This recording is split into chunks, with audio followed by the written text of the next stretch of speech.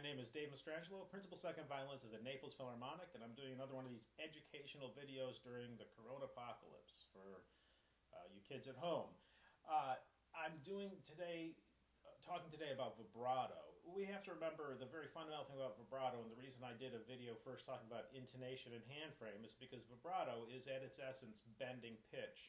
If we're not playing in tune to begin with, there's no reason to start bending that out of tune note in other directions. It becomes like the punchline of the Jascha Heifetz joke that vibrato is an excuse for bad intonation. So let's not be the punchline of a joke here. So first thing you have to remember about vibrato is physically it's a roll, not a scrape, right? This is not vibrato. This is vibrato, all right? The other thing I want you to think about vibrato is like the gears of a clock. Something else is moving, right? The end of the finger has to be loose enough to roll. So a great pre-vibrato exercise is to take that last digit of your finger and loosen it up. Okay, so the finger has to be down on the string hard enough to push the string down, but not so hard that you can't move it, right? It's a roll. Now, you will naturally have either an arm vibrato or a wrist vibrato.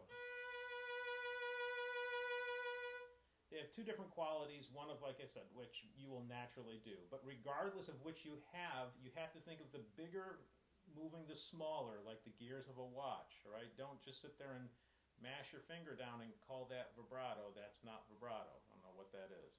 Not vibrato, right?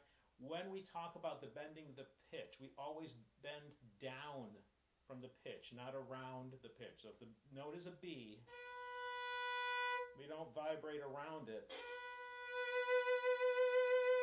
So you hear the highest note that you hear is that. It's out of tune. So we always bend from the pitch, below the pitch. All right, so vibrato is bending pitch. It's a roll, not a scrape. We always bend down from the pitch. Now, sometimes your conductor may ask you to vibrate every note. And how you don't want to vibrate every note is to just start vibrating your hand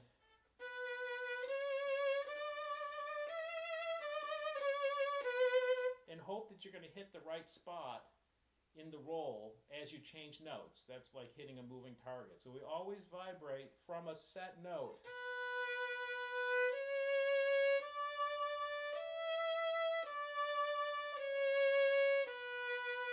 Always set the note before you start vibrating the note. It only makes sense. If the note's not in tune, there's no sense in bending it. Now I'm going to give you an exercise to practice vibrato. This was taught to me by a cello teacher, not a violin teacher. You can always gain information from many different sources. Don't limit yourself to only learning from violinists. They don't have all the answers. So like I said, this was from Channing Robbins one summer that I was at a camp and I went to a master class of his. What he did is he took an old-fashioned, there's two ways to do this. There's one way that you get to practice rhythm and vibrato at the same time, and the other way is you just use the metronome and just to increase it. But anyway, I'm going to show you the way I was taught this. You set the metronome to 60, and you get to start practicing your subdivisions, right? So, first thing you're going to do, and I've kind of adapted this so we can change notes, vibrate while changing notes. And what I'm going to do is I'm going to start rolling my finger back and forth at a quarter note pace, and then switching notes as I go. Realize this is an exercise. A lot of this is not going to sound like vibrato. It's getting you ready for vibrato. An exercise is trying to get something accomplished that then you're going to apply in music. Right? So,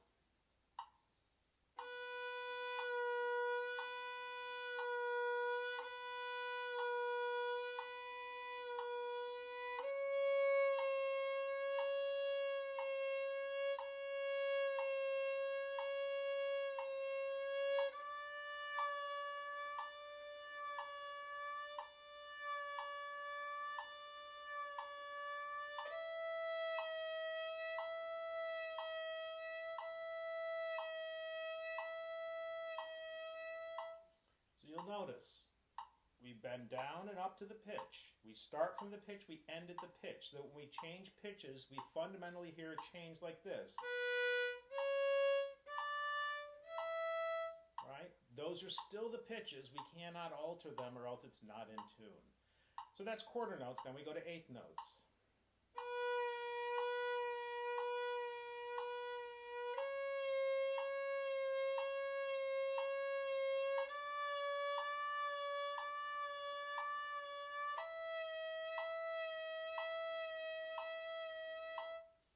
So quarter notes, then eighth notes. Next we're going to do triplets. Now you cannot do triplets one beat at a time. You have to do them at least two, because every other beat you'll end up on the low end of the roll. But again, it's a great way to practice subdivision. So triplets.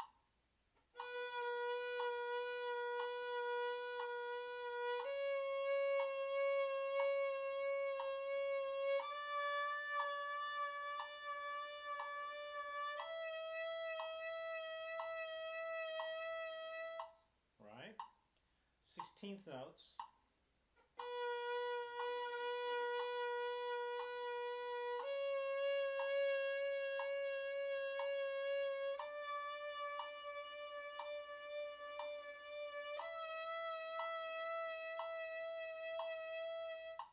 Now it starts to get tough, because at some point in the next two subdivisions, you may suddenly like break into your natural or some sort of a crazy vibrato.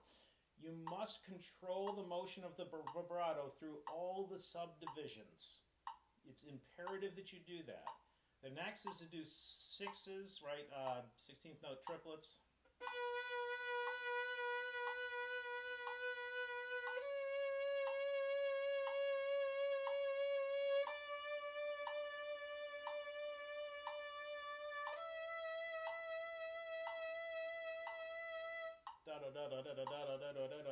That's that subdivision. And the last one that you do is 30 seconds, right? It'll be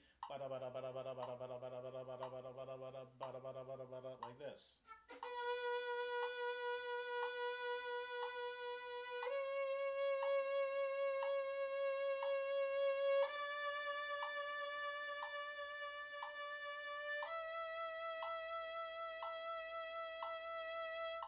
If you can control the subdivisions through all of that, then you're ready to start incorporating vibrato into your playing. It's very important that we have differing kinds of vibrato.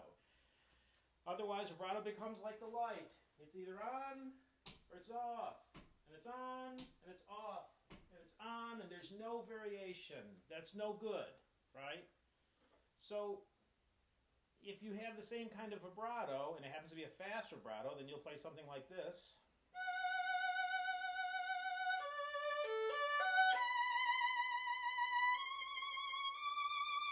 Which is meditation from Thais, but not very meditative. So we must be able to control the vibrato.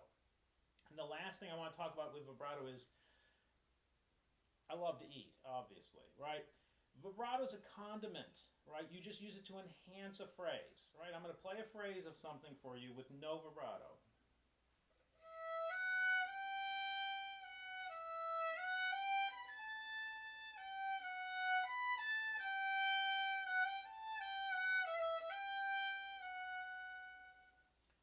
So while you're playing that, we have phrase, we have direction, right? And all those things. And all vibrato does is it enhances that you just heard like this.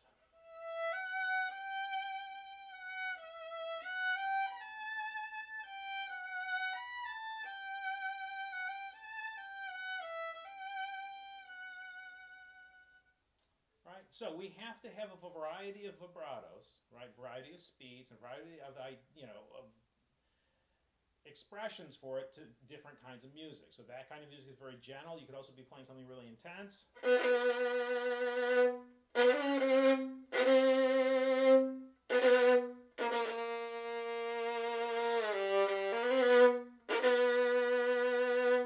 Different kind of vibrato. But remember, all of it goes back to the very fundamentals. Solid intonation. We bend the pitch. We bend the pitch down. We do the exercise to give us a variety of different vibratos. Then we apply it to our pieces, right? Because it's just a condiment. We just use it to enhance the music, all right? So that's a little bit about vibrato. I hope you guys find it helpful. Really be diligent about the exercise. If you can do this, the other way to do the exercise, by the way, is to take the metronome and just crank it up in speed and do whatever subdivision you want to do. If you want to do eighth notes and then just make it faster, that will work. I like the subdivision way better because it kind of helps you practice subdivisions at the same time. All right? Good luck with that. Enjoy.